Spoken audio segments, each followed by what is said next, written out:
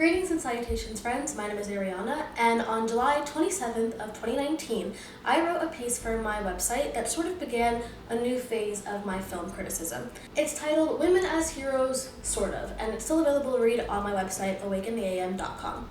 I wrote it the week after Marvel released the news that Natalie Portman would be playing Thor in the upcoming film Thor: Love and Thunder. So I wielded my excitement and mild skepticism to explore other films that claim to display a female hero. This included tracking the shortcomings of films such as The Fifth Element and Lady in the Water. I ended the piece by stating that in order for a woman to truly be a hero, she must be more than just a pretty face holding the hand of the masculine hero who gets all the action. She must exhibit depth alongside bravery, compassion, and sacrifice. And I wrote that I hoped Thor: Love and Thunder would live up to this standard. So did it? Again, sort of. Before I continue, let me just preface that these are my personal thoughts. I'm not trying to discredit anyone else's interpretations of Jane's story or what they may have taken from it, to each their own. But I was personally underwhelmed by her story and the film as a whole. I think quite a few people feel the same about the latter, the film's lack of good comedy and its lackluster plot. But where do Jane and Valkyrie's characterization fit into these criticisms of the film? Hey everyone, tell them there are going to be spoilers in the video. Spoilers. Immediately, the film introduces Thor as being a self-oriented figure with an inflated ego. Of course, he's a powerful god, he deserves to know that, but he's lonely and manages to steal the show in every battle. We then come to learn Jane's story is that she is getting treatment for stage 4 cancer. Now, let me say it now, get it out of the way. I love Natalie Portman. I loved her for a long time, she's one of my favorite actresses, but I have to admit she sometimes falls a little flat in this film. I don't know if it's just the awkward one-liners she's forced to say or if it's something in her delivery, but something is off here, and I don't think that this script suits her. At first, I was excited to be seeing Jane Foster. After all, there was a big hoopla about her being the new Thor, and obviously I've been waiting like 3 years for it, and I assumed that we would be tracking her story for a major portion of the film. But I was wrong. I also assumed that the Guardians of the Galaxy would be heavily featured in this, seeing as their teaming up with Thor was heralded as this new chapter for the MCU. But then they were just featured in a montage in a short little scene, and then we never see them again. The film introduces Thor's ego as not merely affecting his romantic life, but also his superhero teamwork life. And yet, this is totally forgotten about in favor of a more simplistic love story. Jane is a blip here. An afterthought. Her actions occur quickly and easily for the sake of the plot to continue. When she is desperate to find a cure for her cancer, we get a couple shots of some Norse mythology books, and then some inserts of important info inside the books, such as the great health the gods experience, and the power of Thor's ex-weapon of choice, Mjolnir. I hope I said that right. The next we see of Jane, she is at Asgard, and the shattered pieces of Mjolnir begin to shine and animate around her. Finally, she is revealed to Thor as Thor. I wish Jane's development into Thor was given more attention. More of a journey to track rather than just plot beats to hit before the exes reunite. Instead of a film being dedicated to a hero we already know and love, Thor: Love and Thunder could have been about the Mighty Thor's battle with cancer. We could watch her develop through the script rather than be sidelined through romantic montages. What if she encountered obstacles on her way to finding Mjolnir? We should have to see her learn and develop the traits of a hero before she's awarded the title. Yes, she is a brilliant scientist and has achieved great success, but we don't explore her beyond her quickly listed successes. We could see her interact with the world around her, seeing death and demise, or anything to show a struggle or challenge in achieving her goal, or to flesh her out in scenes that don't solely hinge upon the tension between her and the male hero. We learn that Thor once asked Mjolnir to protect Jane, and from then on a bond was formed, so that when Mjolnir sensed that Jane was in peril, he began to call to her, or it began to call to her. I do like this, love story-wise, because oh, cute, whatever, so nice.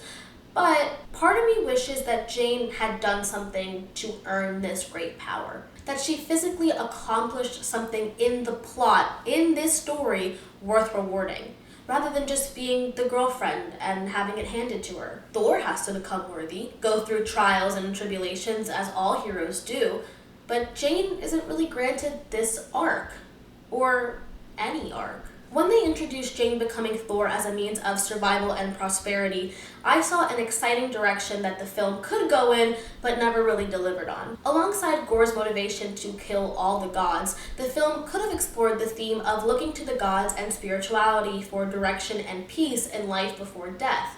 In the same way that some non-believers may pray in their most desperate times, Jane is willing to go beyond science as a means of preserving herself. And Gorr shows us a fascinating perspective in which these gods don't deliver. Maybe they aren't listening to you. Maybe they are, but don't see it as part of their job description to save little old you. And the film reaffirms this when we find out that Mjolnir is actually depleting Jane of her human energy to fight the cancer. Thematically, this is fascinating. This dynamic shows that the gods and spirituality may be soothing in the short term, but actually failing us in the long term. This theme could have been a lot cooler and more complex than just, you need love. It's like an actual thing that Thor says. I know what you need, love. Time and time again in the film, we see this major theme of failed or insufficient spirituality undercut by love. In his video on the film, Captain Midnight says that Thor's genuine trauma and pain after losing his entire kingdom is reduced to being romantically lonely in this film. Literally, the scene right after the kids are kidnapped, our two Thors are just flirting and being little silly, goofy, awkward together, as if nothing has happened. Like, the kids are so irrelevant in this story. I think there could have been a different conflict. I don't understand the whole kids thing. I don't get it. From this point on, Jane doesn't feel like a person, but rather a plot device. We get a small throwaway flashback of her mother's death, and you think that this would be a scene that'll reveal how Jane feels about her own mortality. You know, her main conflict that's happening right now. Maybe her mom said something about dying that influenced her intense will to survive, seeing as that's what got her here, to this moment. But instead, her mother says, "You'll never be alone." I'm sorry, but this has nothing to do with what Jane is currently feeling or dealing with about her own impending death. Thor doesn't know she's dying. Jane doesn't know about Gorr's daughter. So the idea of comforting someone else is not on her mind right now. Right now, she is scared and angry, to the point where she breaks a sink in rage. And I don't think that this quote of "you'll never be alone" adds any further characterization to Jane's desires or fears. This flashback only exists for the final scene of the film. In trying to persuade Gorr to use his one wish to bring his daughter back to life, Jane says she won't be alone. At first, you think this means maybe they'll all become a family. But no, she still dies, and Thor gets to become Dad of the Year. Jane's own grief and impermanence are only expanded upon to comfort the other male characters. And what's left is a flat, and now flatlined, woman. In the climax of the film, Jane is very weak, and Valkyrie is wounded by Gorr. So Thor realizes he has to go fight Gorr alone. Jane wants to go fight, but Thor begs her not to, because in losing all that energy, she will most likely die. Now, Jane says something really interesting here. She says something along the lines of her mortal life feeling like it's come to an end. That the powerful sensation and passion for justice that she feels as Thor is worth it. So now her will to live has become a will to exist as a hero, as Thor. This is the only scene where I feel like Jane is given real substance. She is granted agency not only as a Norse hero, but as someone in opposition to the male hero Thor.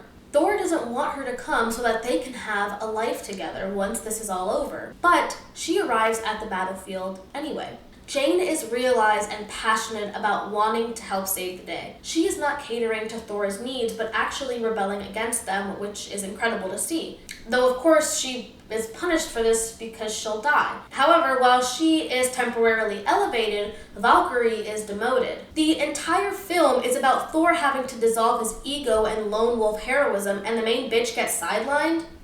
That doesn't make sense to me. Give us a little brief moment where it's like, oh my god, is she okay? Yeah, she's okay. and she's gonna go fight, and she's gonna be fine because she's Valkyrie. I'm mad. Thor saves the day by being himself, instilling the power of himself in every kid, and by fighting alongside a woman who has his powers and identity. Very ironic. We spend years waiting for our mighty Thor, and then she dies. And yeah, sure, like dying with honor and Valhalla this and that, so true, I see you, but Jesus Christ, you bring her back just to kill her in the same movie? We hardly saw her exist as a hero before she loses her title. We can hardly feel the loss of her life because we haven't actually seen her in the MCU for a very long time. And when we did see her, it was for brief periods. We know Thor and have known him for quite a while. Why force a half-baked story about a woman dying for his growth, rather than showcase the rise and fall of a woman finding a strength she didn't know she had? There is so much to work with here. Her spirituality, her grief, her career, her mortality, and none of these are tapped into enough to experience a satisfying, heroic death. My Love and Thunder would have been about Jane. You can still have her and Thor reconcile, you can still have the romance Hollywood loves to eat up, but instead of a useless, meandering plot about a lonely Thor, you see a scientific Jane change course, overcome challenges, transform into Thor, and win the fight. If you really wanted to do a tribute to the 80s, and I'm just spitballing here, but what if the conflict were about the mindless void of work and hyperfixation on success? Jane has accomplished so much and is so downtrodden, not even letting herself get a break to rest. It's even hinted at in the beginning when Darcy is like, hey, please, stop working, you have cancer. I'm just rambling at this point, but I just think that more could have been done for Jane that still would have fit the aesthetic the movie was trying to do and still failed at. The only other girl in the film has a similarly underwhelming plot. While I like that the film attempts to reconcile the romance plot with the idea of familial love in general, it falls pretty flat when you take into account that this child hardly speaks in the beginning and the end of the film and is lamely named Love. Get it? Love and Thunder. You make a cool name like Love and Thunder that not only doesn't honor the main woman you used as audience bait, but is only rewarding in the last 2 minutes over a girl we know nothing about. Anyway, these are my thoughts. Please don't hate me for them. This is my bone to pick with Thor Love and Thunder. Women are heroes, sure, but there's always an asterisk. If you like this video, please give it a thumbs up. If you have opinions, definitely comment them, as long as they're nice. I think my Patreon will be published and ready within the next month, so keep an eye out for that if that's something you'd be interested in supporting me with. See ya. You guys get it? I don't have a mug for everything, okay?